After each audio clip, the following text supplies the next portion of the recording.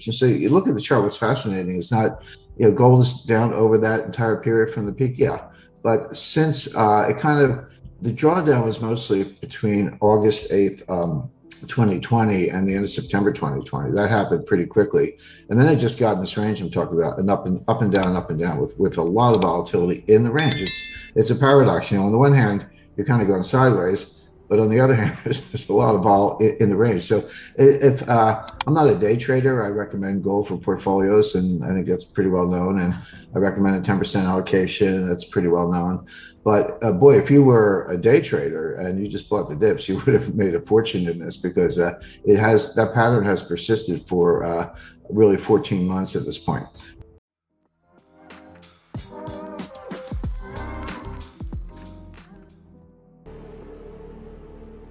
Russia's still in the game. China's in the game in a non-transparent way. Japan has decided to hoist their gold flag. Turkey's buying gold. The other one we know they're buying, but we don't know how much. They're not transparent, is Iran. So the central bank acquisition of gold is still going very strongly. They're still in the game. What gold has actually been doing, it's not straight down, not even close. It is trading in a range. It's a broad range. The central tendency is $1,800 an ounce. The high end of the range is about $1,900 an ounce. The low end is $1,700 an ounce. It's a big range. That's 11% or 5.5% on either side of the central tendency. If you look at a chart, are there a couple peaks where it just kind of got over 1900? Yeah. A couple lows, 1678 where it went below 1700. Yeah. But they were all like a day or two, and then it kind of got back in that range. So that's important, because gold is actually going sideways. It's going sideways around the central tendency of $1,800 an ounce with a lot of volatility, but it's staying in that range. So you look at the chart, what's fascinating is not, gold is down over that entire period from the peak. Yeah.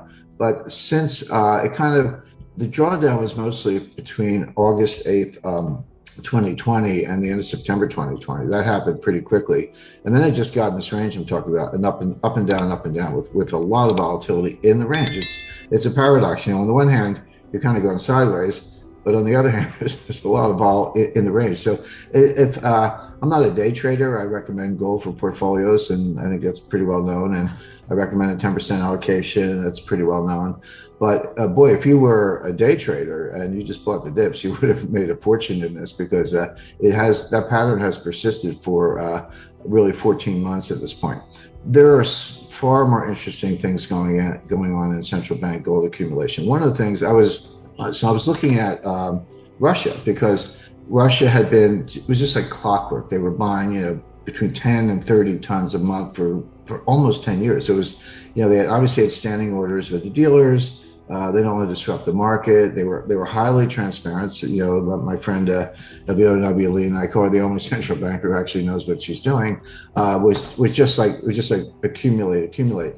And then China is the opposite. They've been accumulating, but completely non-transparent. I know who their agents are. I know how they do it. But then every 5 years they say, "Oh, we got 1,000 tons." Well, really, did you do that overnight, or have you been accumulating for 5 years and now you decide to tell us? Well, obviously it's the latter. But the Russians are kind of more interesting, because you have a lot more information. And what the Russians did after 10 years of accumulation, they just stopped cold in around January 2021. And they didn't sell, but they just stopped buying, which is interesting. So I looked at their reserve position, and I could see why, because they got gold to almost exactly 20% of their total reserves. For a round number, about 500 billion in reserves, of which 100 billion was in physical gold. So about 20%, about 2,400 tons, 2,500 tons, give or take.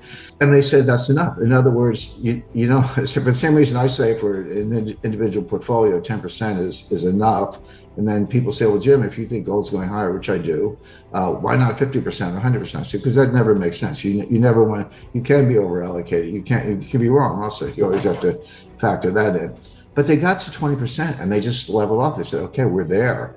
And if you think about that, this is from a sovereign point of view. And this is how Putin thinks. Putin's two favorite sports are chess and jujitsu, martial arts. So it kind of tells you where he's coming from. So what they did, and they did it brilliantly, they created the perfect hedge. There's no such thing, but as good as it gets, we'll put it that way. They were, by the way, they've been selling treasuries, reducing their exposure to US dollar instruments. That has more to do with sanctions and possible freezes than it does with asset allocation, but that's a factor. But they still have a large chunk of treasuries. But what do? They export oil. How is oil priced in dollars? So they've got a big dollar exposure and dollar revenues, dollar inflows, whether they like it or not, because oil is a dollar denominated market. But now they've got a big slug of gold. So one of two things is going to happen. Either the US is going to maintain the value of the dollar, in which case gold will probably kind of continue to go sideways. You won't regret the gold, but you won't be burned on the dollar.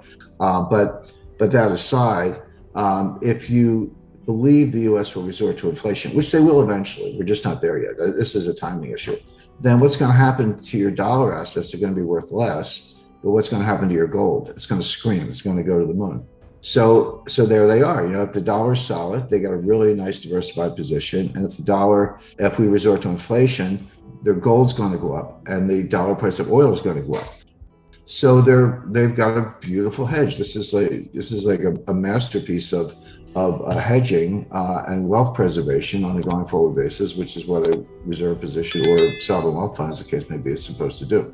So the Russians have handled this in a masterful way. But while I'm looking at all this Russian data, something just jumped off the page. And I was like, whoa, because I hadn't followed it, and there it was. Japan has been running at about 600 metric tons forever. I look back like 30 years and it hadn't gone up. I suppose you could go back 40, but it was just like the 600 tons. All of a sudden, Japan's position goes up 80 tons, like boom, like almost to 700, and in 1 month. I said, well, like the Chinese, I know you didn't buy it in 1 month. The market's liquid. It's not that liquid. You can't buy 80 tons. And then I looked into it. What they did, it was an accounting entry where they had the gold in another account. And they did the accounting and moved it over to the reserve position of the Bank of Japan. By the way, China does the same thing. They have a sovereign wealth fund, State Administration of Foreign Exchange, run by an ex-PIMCO guy. And then they have the People's Bank of China. Everyone looks at the PBOC, but which is, they have a website, but SAFE is non-transparent. So when you see these big jumps in Chinese gold, it's an accounting entry moving it from SAFE to the People's Bank of China, and then boom, but it's been in the safe literally all along. Well, Japan did the same thing. Now, I don't know where the gold came from, what side account or ledger or whatever inside the MOF, the Ministry of Finance, but they had it, and the 50-ton shows up. So then you have to ask yourself, okay, got it. Why now?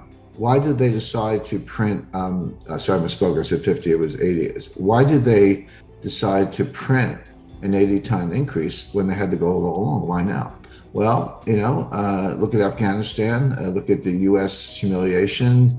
Look at China on the march, flying 86, their equivalent of an F-35 over Taiwanese airspace. The AU-KUS deal, giving Australia nuclear-powered submarines. The Quad, getting India. If you're Japan, suddenly you might have to, become a nuclear power. You might have to go it on your own, go along. And if you're China, you're going to invade Taiwan. Why stop there? I mean, once you start World War III, you might as well invade Japan. So Japan felt they had to make a statement, and they did, but they did it in gold. So is Kevin right about 1/4? Sure, but the central banks have not walked away. In fact, if anything, by the way, Russia's resumed buying recently. Russia's still in the game. China's in the game in a non-transparent way. Japan has decided to hoist their gold flag. Turkey's buying gold. The other one we know they're buying, but we don't know how much. They're not transparent, is Iran. So the central bank acquisition of gold is still going very strongly. They're still in the game. I also disagree a little bit with the Bitcoin thing.